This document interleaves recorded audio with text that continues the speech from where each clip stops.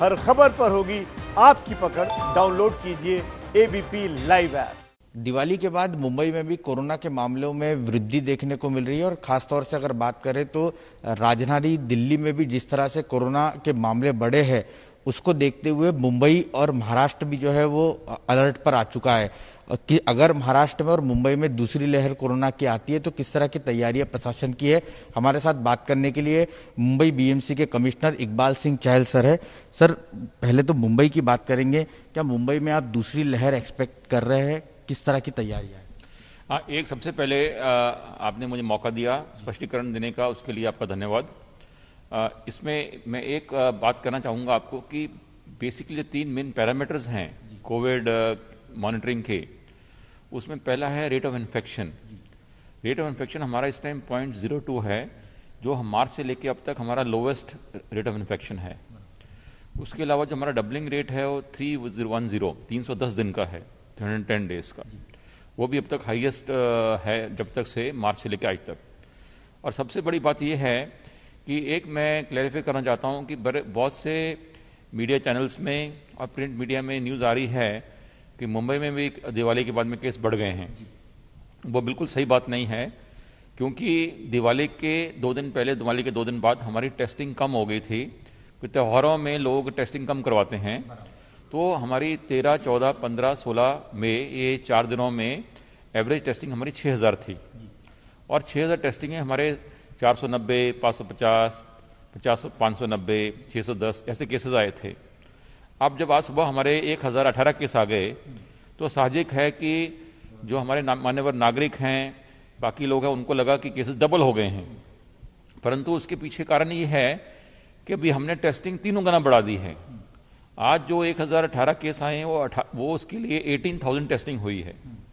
और जब 490 केस आए थे उसमें टेस्टिंग 6000 थी। अभी लगभग नंबर डबल हुए हैं टेस्टिंग ट्रिपल होने से।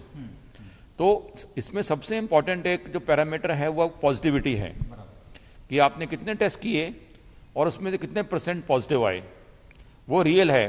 वो बोलते हैं कि एक बार पॉजिटिविटी 5% तक पहुंच जाए तो पैंडेमिक पे टोटल कंट्रोल आ गया, ऐसा मानना गलत नहीं होएगा।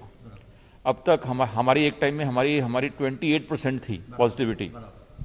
तो आज जो 18,000 केस में से हमारे पास 1018 केस पॉजिटिव आए हैं, उसमें हमारी पॉजिटिविटी 5.9% है।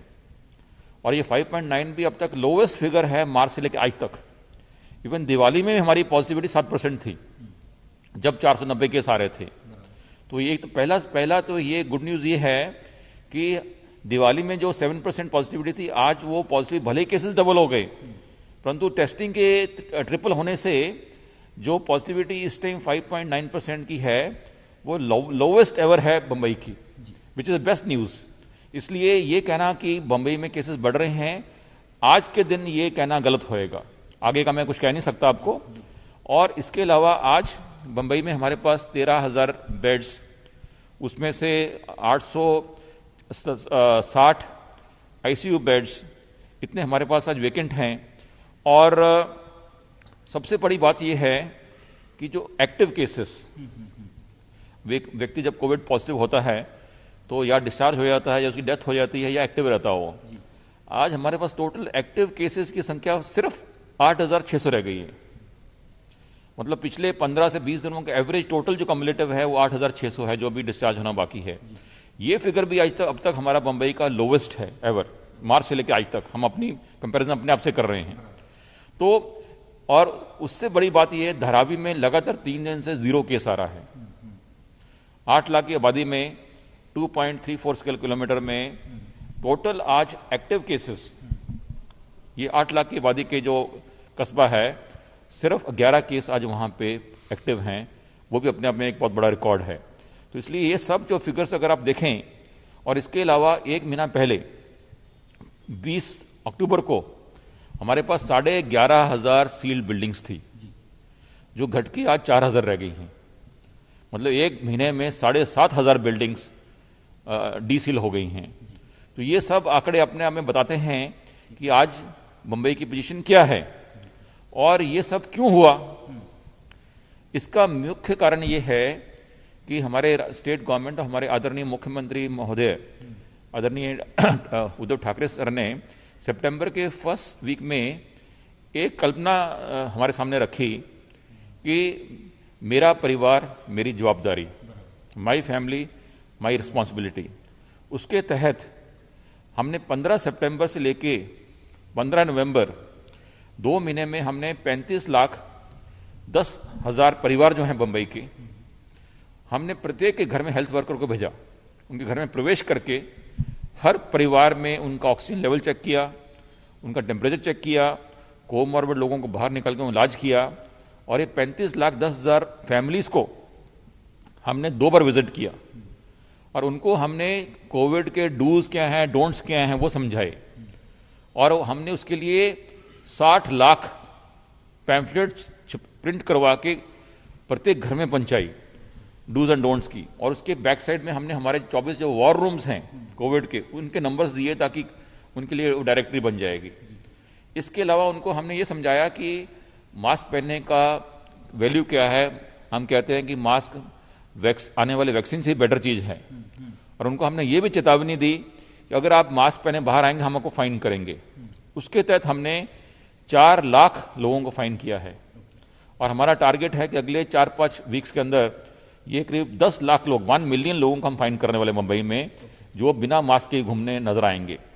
ये अवेयरनेस कैंपेन जो हुई, मेरे परिवार मेरी जिम्मेवारी, इसके अलावा हमने हमारे BEST की 4,500 बसेस, उसके अलावा 3,500 बस स्टॉप्स, उसके अलावा मुंबई में 900 बड़े होर्डिंग्स, उसके अलावा हमने 40 लाख स्टिकर छापे, no mask no entry, mask नहीं तो प्रवेश नहीं। मुंबई की हर दुकान में, हर ऑफिस में, प्राइवेट हो सरकारी हो, हर मॉल में, हर बस में, हर टैक्सी में हमने स्टिकर चिपका दिया, बिना मास्क के प्रवेश नहीं होएगा, नो मास्क नो एंट्री। उससे एक पूरी एक मूवमेंट पैदा होगी कि लोग मास्क लगाने लग गए।